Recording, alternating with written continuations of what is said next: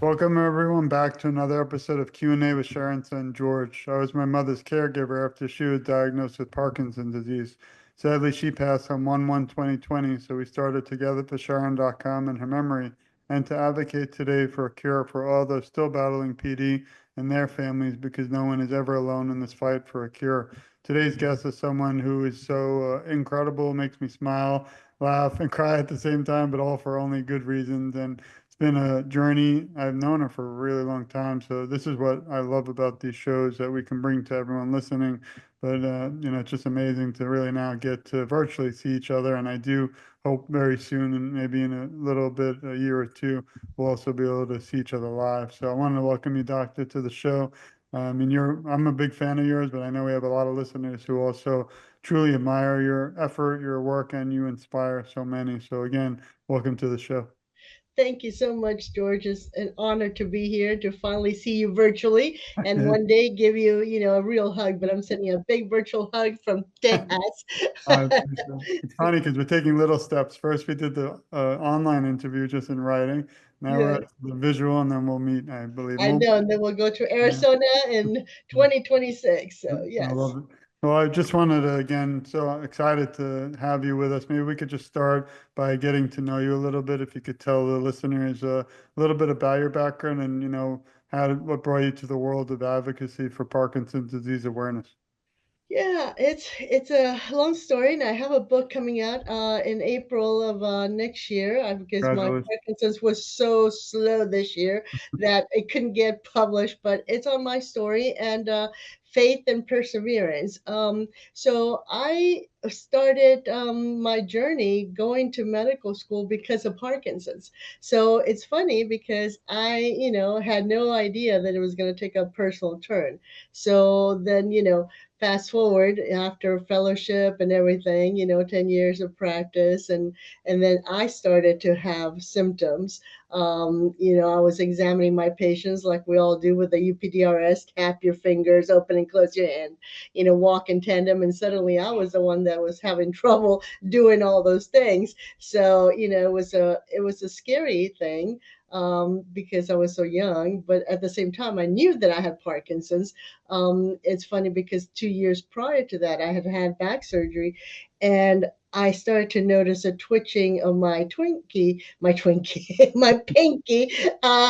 And I remember Michael J. Fox and how he started to have that little. Now I thought of him immediately, and I said, "Oh my God, I have Parkinson's." And of course, I was 34, and I said, "No, I can't have Parkinson's. I have too many things going on." I was building a practice and raising a child and everything, and so I just put it out of my mind. And yeah, it was there. So Well, I really appreciate you sharing that journey. And like I say, I believe you inspire so many. There's someone out there right now. And I always say, if we reach just one person who feels alone and they know now that you're out there fighting, advocating, and gone through similar situation, even though every journey is different, I think it will change their world forever. Unfortunately, the viewers know I didn't have anyone really I didn't even know everyone out there, like this beautiful family existed. So I felt really alone as a caregiver. And my mother, going through 15 years of Parkinson's, never met anybody with Parkinson's. And those are the things that you don't regret, but I do wish that we had, but I'm so thankful that we do today. And again, it's just an amazing story. And so every time anyone on the show, unfortunately, brings up back surgery, I don't know if you know, I've had four now. And oh just my God. for a few weeks, I mentioned the other show right here, it's been twitching. I don't know what that means, but it's, who knows? We don't know much about the science. You're a doctor, a researcher. I have a PhD and I research a lot, but it's just interesting what the future will bring. And someone the other day too, a different guest said they're actually not just fighting for themselves, but they're fighting for the children. And I actually never even thought of that. We need to find a cure so our children and their children don't have to also go through this. So again, commend you and thank you for all the incredible things you do. Yeah, sorry you've had to go through back surgery. I've had two back surgeries, so I feel for you. I know exactly what that means. And, part of the reason that I do what I do is one, because I want to give a voice to the people that are, behind the scenes in the shadows, feeling isolated, to bring them, to let them know that there is hope, that there's somebody there, that they're not alone. And also, like you said, for the children, for my daughter, my grandmother had Parkinson's, and so now I have Parkinson's. So there's a family history, although we don't have a known gene with Parkinson's. But I still worry, and of course, it's in the back of her mind. And yesterday we were having this conversation. She was not doing well, and so she was like, "Oh my God, am I going to end up like you?" And that breaks my heart, because of course you don't want your children to suffer, to have any problems, and I don't think she has it, but that's always in the back of our mind.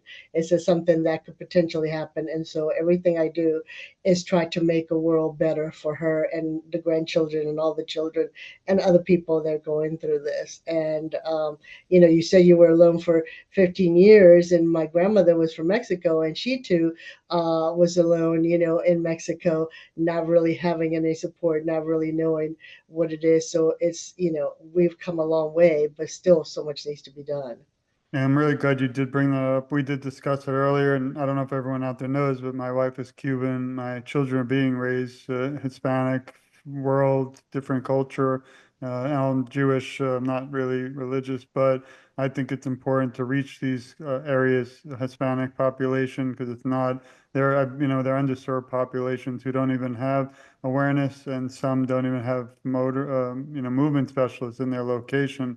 Same thing with the Jewish population. I only think I've heard of one organization in the world that even concentrates on Jewish people with Parkinson's, and they do say that for some reason, I don't know if it's Ashkenazi type Yes, background, but they are very prone to having Parkinson's. So yes, something called Life Spark. I don't know if you know Rabbi Moshe. yes.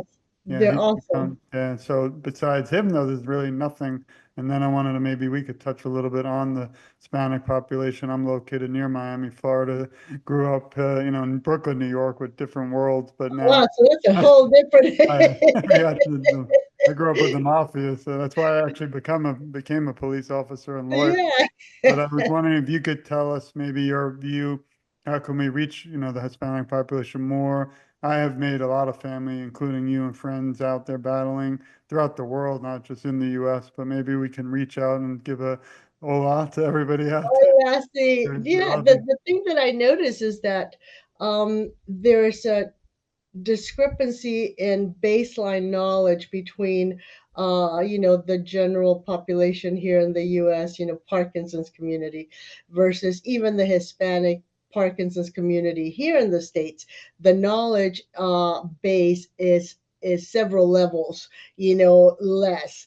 And so that's why we're trying to very hard. I'm working with the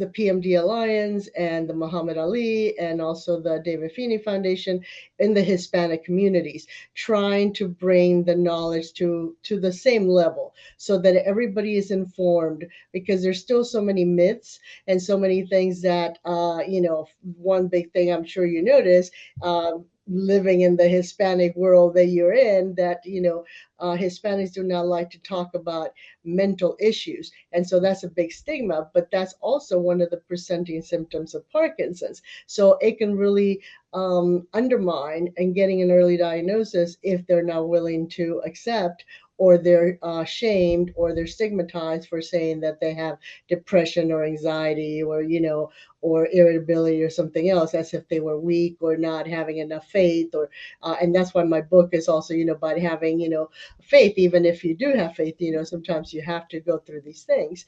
And then the other thing is that the approach, that the nobody, they have to ask everybody in the family before they trust anybody to do anything. So they Mhm. have to ask their comadre, their compadre, their tia, their tío, and ask, have you heard of this? Have you heard of this doctor? Have you heard of this medicine? What do you think? And everybody talks about, well, no, I heard that this little pill works better, or that maybe, exercise, cures it, or that maybe, something else. And so it is really important to reach this marginalized populations, to bring them into the fold, so that one, they can have the right tools to make the right decisions to care for themselves and their loved ones, and also so that we can bring them into participating into research so that we can know more information, because I think it's a different disease in some of the populations, of Hispanics than the general, white population or maybe Jewish population and so on. And it's funny you say you're Jewish. I have some Ashkenazi Jewish too blood in there, so I've always had a lot of my friends from Penn, where I went to school in Philadelphia. So most of them were Jewish, so I was already an honorary Jew. And it was funny because when I went Wow. to do my fellowship, Dr. Jankovic, he looked at me, he goes, "You're Jewish." And I said, "Well, not that I know of, but." So then when I got my diagnosis and I got my genetic testing, they said, "Yeah, there's some Ashkenazi Jewish in you." I said, so he was right. He could tell that I was Jewish, so I laugh all the time. That Yeah, we could probably bring this to so many more topics just thinking because my wife, again, their family besides from Cuba and there's no, care there. My mother-in-law had like 19 sisters and brothers and there's like really no care at all medical. And yeah, it's a different conversation, but it's really tragic. Imagine some of them must have things like Parkinson's, dementia, they're not being seen or treated. So I think even just talking about this today might change somebody's life forever. So thank you for bringing that up. yeah. Thank you, thank you. Now, I wanted to shift a little and really help everybody through awareness, but how they can also reach you. You might recognize this beautiful young lady, but if everybody has time and you go to togetherforsharon.com, click interviews, you'll see a lot more in depth with the doctor. You'll be able to link to where you can contact her, a little bit more about her background. And I want to thank you again for doing this interview.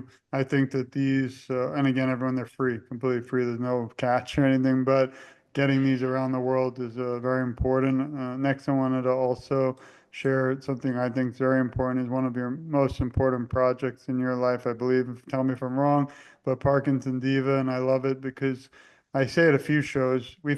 I think like we've done 150 shows in just 3 months, and I've That's had amazing. almost, I feel like we've had 100 females on, and it wasn't on purpose, but a lot of you really inspire me. And I wanted to highlight females and women because there's not enough awareness for those issues for women. One incredible, strong woman that was on, I don't name names and things, but she actually brought up having a baby while having Parkinson's. Those are topics I don't honestly see anywhere. Zero. Obviously, now with menstruation, again, it sounds odd for me because I don't, but I think men need to step up and support females throughout the Yeah, country and help because they are also a voice and they can bring these. Because I don't want people thinking that Parkinson's only affects elderly men. That's not yeah. anymore. So maybe you could talk us a little bit through your website, and everyone please go to parkinsonsdiva.org and support the incredible doctor's work. Thank you so much. It's one of those God, sent.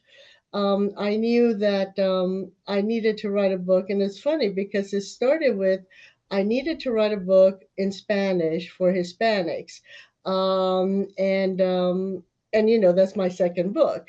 However, when I started to write it, I started, thinking, one, I was a young woman diagnosed with Parkinson's, and I was noticing all these things that were not commonly talked about in Parkinson's. And I started thinking about all my patients that I've had and how women were always somehow stigmatized or different because they didn't have all the prominent motor symptoms. They had a lot more non-motor symptoms, and so they were always saying that, well, how can you complain? How can you be unhappy with your Parkinson's when, look, you look so good? But there's all that non-motor things that you have no object way to diagnose or to measure. Like pain and fatigue and anxiety and depression and all the issues with menstruation. So I figured that this was something that I think it's a different disease in young people versus older people. I mean, it's under the umbrella of Parkinson's, but we see that in neurology a lot with ALS, with myasthenia, with other diseases where, is the same disease, but it presents differently and it has a different prognosis and also requires a different treatment and approach. So I thought, I'm going to have to write this women's book because there's so many issues that we haven't discussed, and I wrote it for the lay people just to get people thinking about it and see if anybody could relate and maybe start um, talking to doctors. Never did I imagine in my life that it would become a platform that would take off and go over the world and start changing the views. But I'm glad because it needed to be done, and so I'm really, really, really honored and humbled by that. The Parkinson's diva. It was kind of one of those silly names, and I wasn't sure if I was going to use that as a title. But my friends and my husband were like, oh, you're just such a diva. And I was like, but I don't want people to think I'm like so flaky and I'm not doctor, not take me serious. But then I realized that one of the definitions of the diva is that you do not only being big and loud, which is what we want people in Parkinson's to do, speak loud, talk, move big to enhance their symptoms, but also bold and assertive and being able to speak out and speak your mind. And so when I first got diagnosed, like everybody else, first I was excited that yes, I know what I have, and yes, I know how to treat this. I've been dealing with this. It's not, it's an old friend. But then, like everybody else, as human, you get that, oh my God, I have a progressive neurodegenerative disease, and what am I going to do? And I have a child, I have a practice, and so I went through that little stage myself too of like, what am I going to do? Woe is me. And then my husband said, well, what do you tell your patients, when you give them a diagnosis? And I said, well, they have to take it from within and accept it and move forward and use their gifts. And so I went and bought this shirt that said, I make Parkinson's look sexy, and I put on a crown. And so that became the Parkinson's diva because I was just being silly. I was like, this is how I'm going to approach Parkinson's. I'm a fashionista at heart. I'm a neurologist at heart, and I'm going to tackle it, with my own skills and bring women into the light because I had noticed that so many women had told me that, the last time I put on any makeup or any lipstick or anything was, 20 years ago when I got diagnosed. And, they stopped being women. They stopped being themselves. Maybe men the same thing. You go through this stage and you give up things because you feel like, well, they're not important or you don't have the energy to do it. But what I did with the women is that, I put on my lipstick because when I was in medical school, I would carry a lipstick. That's all I makeup I wore. And every time I had to give bad news or whatever, I would put on my lipstick and just grab, be empowered and talk to patients and do things. So show PD who's boss. And that's what we want to do, by this Parkinson's diva is to get your inner beauty, your inner sparkle, and show PD who's boss. And that means women and men and everybody just find that thing that drives you, that passion, the one thing that inspires you, and keep moving forward. I appreciate it. And everyone, please go to Facebook and Twitter, Defeat Parkinson's. We'll share it too in the notes. And then also you can purchase one of the doctors, or first you can follow her. I do on my account, but this is a different one. But you can order a copy at Amazon. And we have the Spanish one, which is a different book because a lot of people still think that they're like, oh, it's the same book. It's a completely different book. The Spanish book is the very basic. What is Parkinson's symptoms? What do you do? How do you recognize them? How do you treat them? So it's a completely different book than the diva. Appreciate- And then the last slide I just want to talk about is your work with not just the Michael J. Fox Foundation, but so many other organizations. I always feel that, together our voices are much stronger. But I was curious, what got you into teaming up with so many great organizations? Was there one thing that you enjoyed more? I mean, I could talk for 4 hours on the patient council because a lot of the individuals are individuals who've been on the show too that I just love, like the Coolies and everybody else on an alley and become like family and you. But maybe you could touch a little bit for everyone who doesn't know what the Michael J. Fox Patient Council is and what it entails. Yeah, and it's funny because before I was in the Michael J. Fox Council, I was part of the Parkinson's Advisory Board patient advisory board for the Parkinson's Disease Foundation. Before I joined and merged with the Parkinson's Foundation, I was part of that council for 4 years. So that's how my advocacy began in the national stage. And Israel, I met Israel through, through that with the World Congress, and I was part of the public policy forum through Michael J. Fox. But he approached me and said, we need some more Hispanics in the Michael J. Fox Council, and would love to have you there. And so I was very excited and glad that I joined because it's a wonderful group of people. They're smart and they're driven, and everybody has their own niche, and you get to do a lot of projects. That's the beauty of being in these councils, that there's so many things that you can do. Like sometimes I do grant research proposals, or I do interviews in Spanish or in English, or PD 101 kind of things. Or sometimes we work with pharmaceutical companies to try to bring either post marketing or before, to see if a product is going to be feasible, available. Research, that's the one of the big things, and they're just going to have a new proposal coming up soon, and I won't talk about it because I'm not sure it's been talk to the public yet, but research is the main thing. And so we're driven to bring a cure, to bring people a better quality of life. And so I'm really, really excited to be part of them. And again, because I'm very much driven to bring disparity down in the Hispanic community, the minorities, and also for women, I have joined forces with several of the other national organizations that have big Hispanic groups to try to bring them to the forefront and bring them, to the same level as everybody else. So, Well, thank you for all your effort, work, and I always look forward to what's coming to the future. I try to start a little quote every show in the middle. This one's from Gloria Steinem, but dreaming, after all, is a form of planning. So I like yeah, that because I think that we're all might be dreamers, but some of us, like you, are making the dreams come true for so many others. So thank you for that work. I also wanted to now move to some fun stuff. Not that that wasn't fun, but yeah, if it's okay, I want to ask a few questions about you and yeah. as we wrap up. But can you list three words that describe who you are? I am bold. I am fun, and I am driven, I guess. I believe. And what is one, this might be tough, which I say a lot because it is, but what is one moment or most memorable moment that stands out through most of your work so far through awareness that you can share with the audience? Oh my God, there's been so That's many always, moments, but I think that one one fun moment that was with Michael J. Fox. We went to a public policy forum, and several people were there. Some of my friends, Ruby and Israel and stuff. And I'd asked them, "Oh, have you had the chance to meet Michael?" And they're like, "No, we haven't seen him. We haven't." I was like, "Oh, I was hoping to see him." Mhm.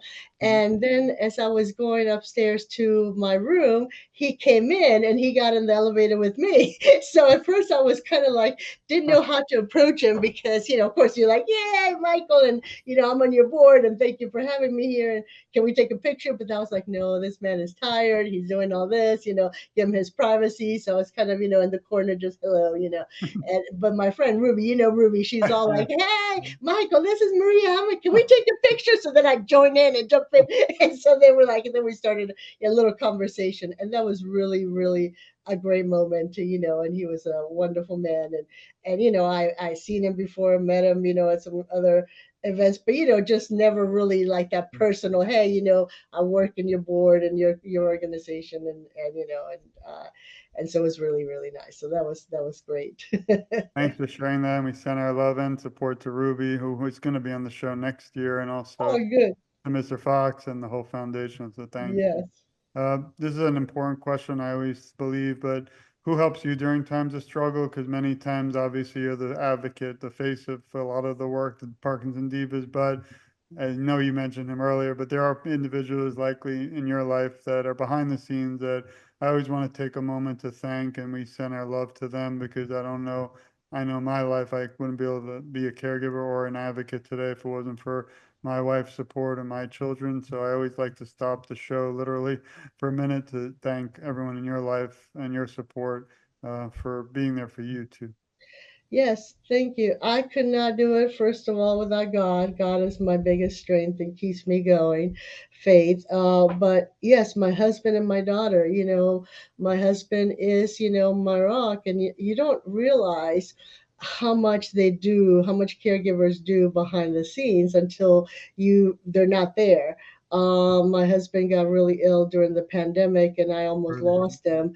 And then I realized how much of what I do is because he enables me to do it, because he takes care of all the other little things behind the scenes that I don't have to take care of. So I really thank him and love him for this, because if I didn't have him supporting me, I wouldn't be able to do this. And of course, my daughter, who has grown up with me always having Parkinson's, so she doesn't know me any other way. So she's a big rock and understands her mom and loves her, and so and then of course my best friends, Janet and Lori, and they're always there, that they realize that my life goes, especially as now 17 years in Parkinson's, some days are just bad and some days I can't get out, some days I can't drive. And, me canceling a lot of plans and changing plans. So now they make effort to, like if I can get out, my friend Lori, especially, she comes and she's like, oh, you want me to just come over to your house and bring lunch so we can talk? Yes. And then we catch up and we talk and we do things. So it's great to have friends that understand and know what you're going through and are there for you if you should need them. So it's awesome. So thank you. Well, yeah, we send love and support to your friends, your husband and your daughter, and the whole family. It's great that you have that, and we don't have the time again, but it's interesting because my mother had a few very, very, very close friends for decades, and Yeah. unfortunately, when she got really sick, they vanished. Like even today, it's kind of something I forget about, and I don't talk much. I did write it in my first book, but it's something that I understand in one way where they don't know how to act, but I would not just abandon someone that you've been Yeah. friends with. So it's just interesting. And it's happened. It's happened to me. I've had friends that have, been friends for 30 plus years, 40 years, and when I was really sick, and they were going through hardships, and I understand they were having hardships, and they needed me as their best friend, but I was struggling too, and I was trying to be a friend on the limitations that I had, but they could not understand my limitations, so their expectations were of a normal, Maria that can come and go and do things. And so yes, we parted ways, and it always, makes me sad because I miss them, and I wish they were still in my life, and we went through so much. But I don't know how else I could have handled it. When you yourself is barely holding on to life and the brink of things, it's hard to be there for somebody else. So I feel for you. I know how that is and how it hurts. Yes. The one inspiring thing, even through my hardship, because holidays are tough since we don't have a seat at the table for my mother anymore due to Parkinson, but all the incredible people like yourself who have really been there for me and become like family. I wouldn't have met, I'd say, even a million people that I now know and call family. I've interviewed over 1,000 around the world, 150 on the show, and books and things, but and still meeting. So, the only thing that I always say, the only journey that breaks my heart today is the one I'm not aware of because there's someone out there right now struggling but doing incredible things, and I just hope I get a chance to, meet them all, which isn't possible, but Yeah, you're awesome. I know. That's the way I feel because, I- if I had not gotten this disease, I right. mean, I still was treating patients and I still had a full life, but it's a different life. And it's fuller now, actually, and it's more busy too, which is kind of funny in some ways. But yeah, I got to meet people like yourself and people from parts of the world that I never would have met, people from Africa and Australia and Japan that, I mean, I would never would have had a chance, Canada and all the places, Europe. So I'm very, very fortunate um, to be able to call everybody yourself, and now we'll really want to get together with your Hispanic family and everything. We can, part, food and everything, but to meet with everybody, and that's why it was a big reunion in Barcelona, and I think it's going to be a big reunion for us in Arizona when we get together. You get to see it's more like family finally get together, and so that's awesome. Thank you. And who's your hero and inspiration? Who's my hero? Uh, God. Well, I would say that my mother, she is my spiritual guide. She is a strong woman. She's a woman of prayer, and she always, when I feel, down, or I'm having trouble, with, sometimes we have those moments of, of questioning the faith, or questioning, things because you're doing so bad. She could always listen and lift me up. And so I would say that my mother, and also my daughter. My daughter's a very strong, young lady. She's gone through a lot, having her mom that had Parkinson's, and she sees the world for what it is, and she's got a wonderful heart, and so she always, trusts me, and she's always proud of me, and so I'm very happy to have them in my life. So. That's amazing. And then here's a fun one. If you were asked to write a script to a movie about, which you might have been already, but about your life story, what would you call the movie, and what actress would play your role? we had We, we had talked about that because I oh, have, really? when you see my book, you see my life is one crazy, crazy story. You wonder how I'm still here, and so we laugh, my friends and I. I'm not sure of the title yet. Something like "Where's Maria?" "Where's Waldo?" kind of thing. What happened to her, or but probably Sofia Vergara would be a good, would be a good person to play me. That's amazing. We like some of the music in this house. One of my favorite gifts ever.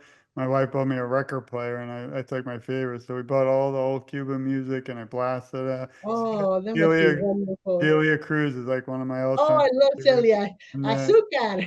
yeah, I know I feel so bad for the Americans that don't know about this beautiful Yes, music stuff.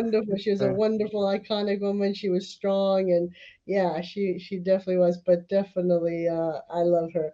I love salsa. So, but yeah, I think Sophia, just because she's funny and silly, and I think I'm, can be wild and crazy too. Okay. So that would be one. I don't not sure about the title though, because my life, my life is a little bit like that. I don't know if you ever saw that movie, Big Fish. Did you ever see that I movie? I heard of it. Uh, it was a movie about, a father and a son's relationship, and the son kind of stopped, being close to the father because he always, as a child, he loved the stories the father told, but when he grew up, he always thought that his father was just exaggerating, all this stuff, the making up stuff, Mhm. and so because they were so far off, so wild. And that's kind of my life. Sometimes you're not sure if it's real, if it's all made up, but it's real. Oh, So I love it. And I think we'll probably talk hours if we get a chance one day. yeah. But I do want to also please everyone, I urge you to go to parkinsonsdiva.org. Please follow the doctor at Defeat Parkinson's 101, and also on X, because they change the name every week. Dr. Maria DE, and then Amazon, you can pick up her book in one version in English, and then Spanish for a different type of book, and also follow her for all the amazing work. I always see you pop up and giving speeches, and I share it every time I can. Yeah, thank you. Yes. On the last question for today, because I always say, even though when the lights, cameras, and the paparazzi are gone after our show, that this conversation has to continue. So I urge everyone to share it.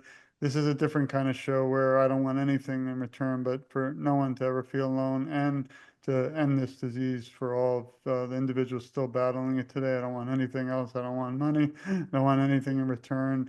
And some nights, as you probably know, I don't sleep thinking about you all, and missing my mom. But I think Sounds so that good. this has to continue, this conversation.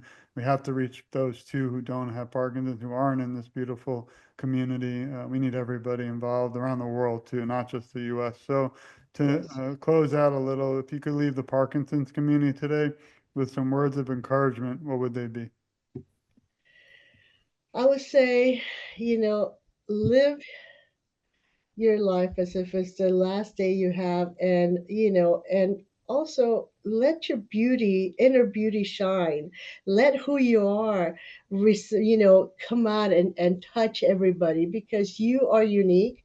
You have special gifts and talents, and God made you for a reason. So don't be afraid to share, to touch somebody, even if it's just you share your story to one other person. You don't have to, go to the international community or the national community. Just reach out to, your neighbor or your friend, and you will be amazed how much power your voice has, and how it only, empower somebody else to be better and to do maybe something greater, and for you to feel good that you made a difference in somebody's life. So I want you to know that you are special, you are strong, you're loved, and you're not alone in this, and you've come so far.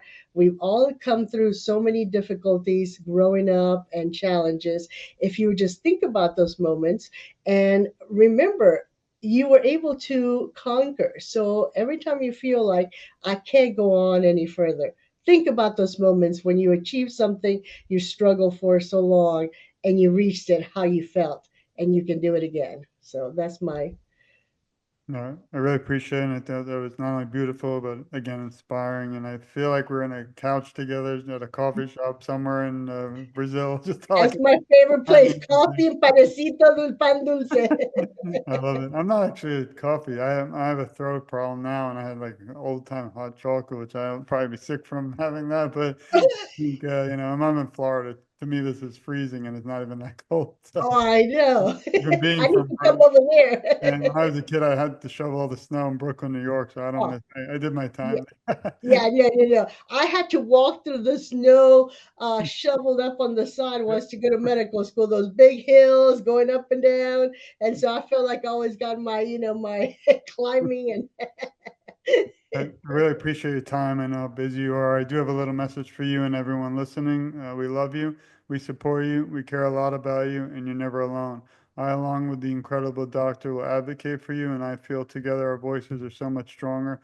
Now he's in the show is saying I'm just getting started because even though I'm not, there are tough days, whether it's back surgery or family or just work or even my own medical issues. I kind of jump up when I see you, get excited, and realize that there's a bigger picture and more important things, and that all of us have to keep fighting until the cure is at everybody's doorsteps around the world. So, again, I'm honored, grateful to call you friend and to really advocate together. Just an honor, pleasure, and I do hope to say if we could put on the screen to be continued. Not this is not Yes, the end. So. me gusta, me encanta. Thank you. Well, thank you, doctor, Thank and you. thank you everyone for listening. Again, please support the doctor and see the links we're gonna tag and share. She's really changing the world for the better and fighting for all of you out there. So this has been another episode of Q&A with Sharon and George. Please stay tuned. Please share this. The only way we will come closer to a cure is through everyone out there, including you listening. Awareness. Share it with a friend. Share it with someone who doesn't know anything about Parkinson, because I myself went on 100 shows the last 4 months to help the national plan to end Parkinson's, and I'm thinking of Parkinson's well too much, seeing what happened with my mother, but really trying to reach those who aren't just in the community, because again, I think we need to grab all those people too and bring them in with us, and then we'll, I think, be much closer to a cure. So thanks Thank you. everyone. We send our love and support, and stay tuned. So much more to come. Thanks, and we love you all. Thank you. Thanks, Thank you, Doc. George. Happy holidays and big virtual hug. Thanks. You too.